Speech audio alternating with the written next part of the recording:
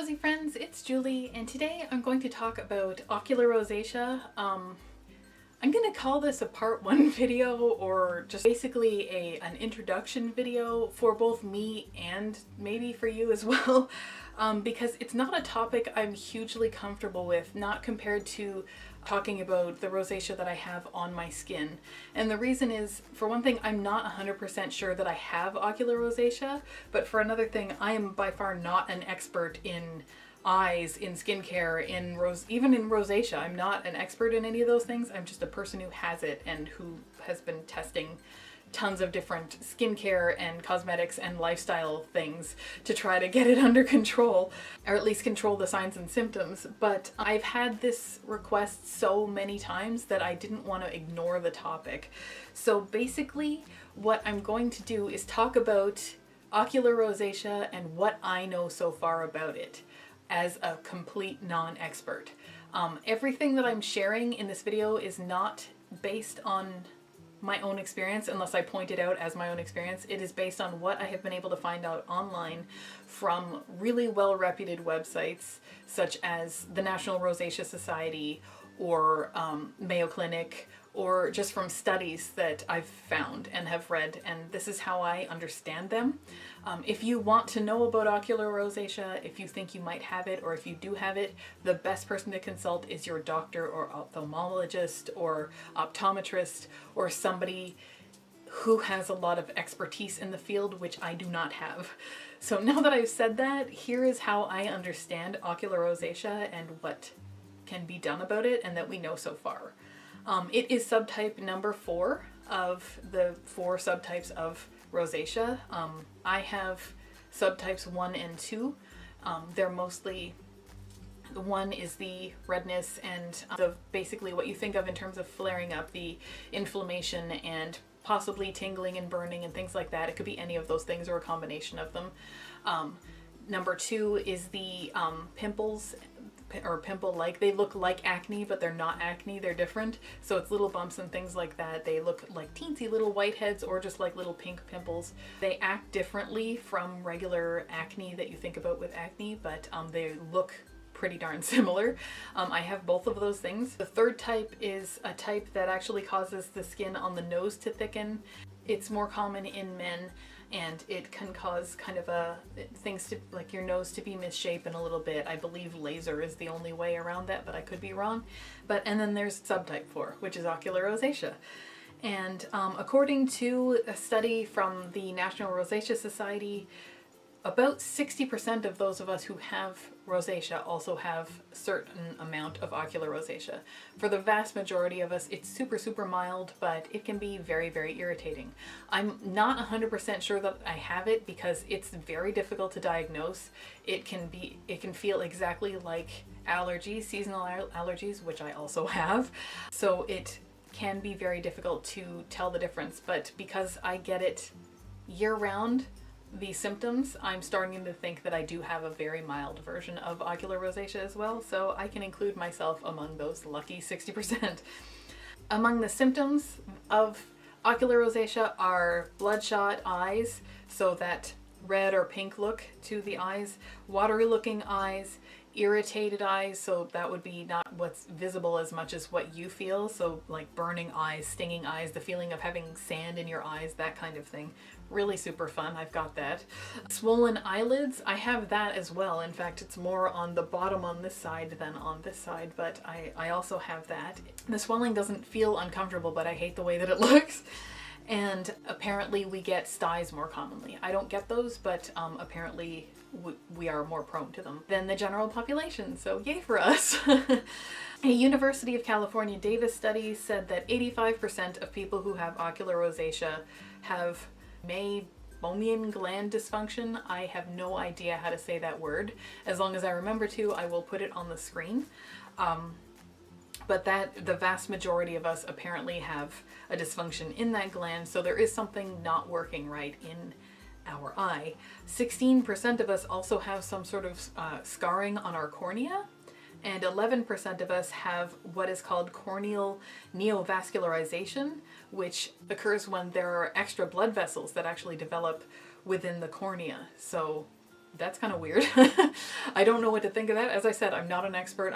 This is what I've discovered about it in my research. These are things that you might be talking with your doctor or ophthalmologist or optometrist in an appointment if you feel that you have it or if you have been diagnosed. An associate professor of dermatology named Dr. Guy Webster from Thomas Jefferson University Medical College also pointed out, and I found this really interesting, winter is very hard on people who have ocular rosacea.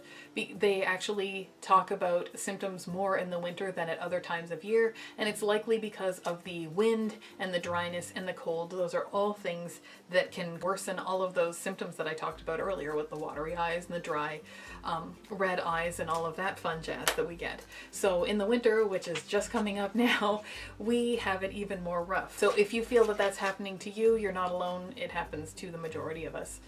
The thing that I found worrying, and I did not know this until I really started researching it for this video, is that having ocular rosacea can actually put your vision at risk if it becomes severe and if you don't treat it properly. So that was what I found very worrying. And this is not in the case of people who have just the very minor symptoms, the normal, the bloodshot eyes, the feeling of sand in there. This is when it gets, or if it gets more extreme. And there's nothing that says that if you have ocular rosacea, it will get worse. It can, but it doesn't necessarily mean that it will. It's just worth monitoring. So without proper care, without making sure that you're doing all the right things to care for your eyes, for your ocular rosacea, you could put your vision at risk. So it is definitely, if you think that you might have it, it is definitely worth looking into just to make sure you're doing everything right. According to an associate professor and acting chair of ophthalmology, Dr. Brian Sayers at the University of Washington, it is the most severe cases that can lead to eyesight problems if they are left untreated. There are treatments. There is no cure, just like the rest of rosacea, there is no cure. But basically the main problems with the severe cases are that they can lead to scarring in the inner eye, on the inside of the eyelid, and corneal ulcers can happen in the eye. Like you can form an ulcer on the cornea itself, and there are also risks of corneal infections and other fun stuff like that. And apparently, you know, if you have that, that's not something you're just wondering about, because he described, Dr. Sayers described these infections and corneal ulcers and things as having a deep boring pain in your eye, which just freaked me right out. I did not like reading that.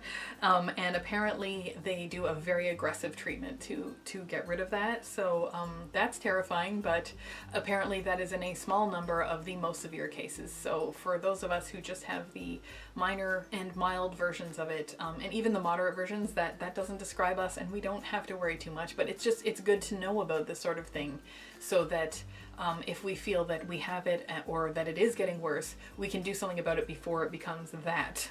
Because nobody wants a boring pain in their eye.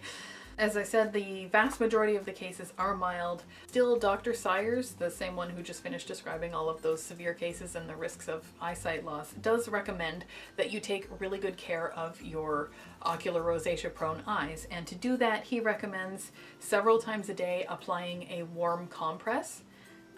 That should be with a clean cloth, warm water wrung out, and just apply a compress and relax with your eyes shut with that for a little while. And to begin a regular cleansing routine, basically twice a day as you wash your face, you should also wash your eyes. And he recommended using baby shampoo, which I don't know if you saw my recent video. If you haven't seen it, I will put a link to it right here. But it was about, I said that I was a big baby about having rosacea. Well, he recommends baby shampoo, which I happen to have the Little Sleepyhead baby shampoo and body wash, so I have that handy. So now I have started using that.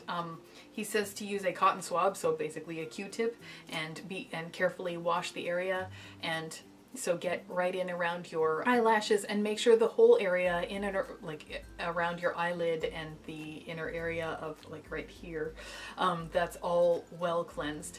And to do that very carefully, and I think the reason that he recommends baby shampoo is because it's no more tears. So yeah, I've started doing that, and I haven't had any problems since I've started, so I'm hoping that I'm doing all the right things for my eyes just in case I do have ocular rosacea.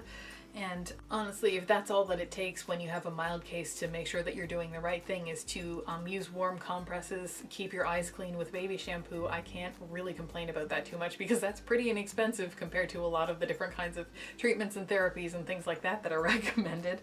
I have been asked, do I use my light therapy, for example, my dual care or red or amber light, directly on my eyelids to treat ocular rosacea? And the answer is no, I don't do that. Maybe it can help. I don't do it. So I know that my devices came with goggles, so I use goggles, so I don't shine the lights on my eyes. I don't know if they're damaging or not, but I'm certainly not going to risk it just to test that one out. I will test a lot of different kinds of products on my skin, but I'm not going to risk doing something to my eyes. And the last thing that Dr. Sayers pointed out was, in more moderate cases of ocular rosacea, you may need topical medication and you may need special eye lubricating drops. So these are things that you would want to talk to your eye doctor or your regular doctor about, and then they would probably recommend those to you. I know that not all lubricating eye drops are the same and your eyes can become addicted to some of them, so I wouldn't mess around with that. I would actually ask somebody who knows what they're doing which ones you'll want to use if you feel that you have a moderate case of ocular rosacea. In the severe cases, you would use oral medications like antibiotics, like doxycycline and stuff like that. So that's something that you would absolutely need to get from a doctor, not something that you could just go to the drugstore and pick up. That's everything that I know so far about ocular rosacea from the research that I've done and just that I've picked up a little bit over time. But again, I'm not an expert in it. I'm not even 100% sure that I have it. I'm pretty sure if that does anything, but yep, if I learn some more fun stuff about ocular rosacea, I will be sure to do a second video. This is just what I know so far. I did get my latest copy of the National Rosacea Society's newsletter a couple of days ago, and they ocular rosacea is actually one of their headlines in this issue, which I think is really cool. So they have found they're doing a lot of research and they're tracking the research being done. They actually give out grants to fund more rosacea focused research. So if you become a member of the Rosacea Society, by the way, this is not sponsored, I'm just saying this because it's a cause that I really support. So if you become a member of the National Rosacea Society, they will send you this newsletter and you can keep up on all the latest in rosacea news as well, because they do their own research, they fund other research. It's a really amazing organization. If you go on their website, you can read these articles as well, so you can read up on the new ocular rosacea therapy choices that they're looking into as well. So super interesting. It'll be great if they can come up with something to stop the really scary versions of this eye condition. So yeah, so I hope this is helpful. I know this is just basically a beginner's list, but some of this was news to me and I've looked into it before. Thank you for the recommendations to do this video. I'm glad that I did it. I'm glad that I've learned what I have. I'm glad that I'm now using my baby shampoo to help wash my eyes, because I would really like to think that I'm doing everything that I can to help this, to stop this from getting any worse, if this is what it is. But yeah, so I hope you found this video helpful. I hope you found it interesting. If you did, please give me a thumbs up, and that way I will know that this is the kind of thing that you like. And if you want to see more videos like this one, or the ones where I test out products on my rosacea prone skin, then I hope you will subscribe to my channel if you haven't already. I make new videos every Sunday and Thursday. And other than that, I will see you next time.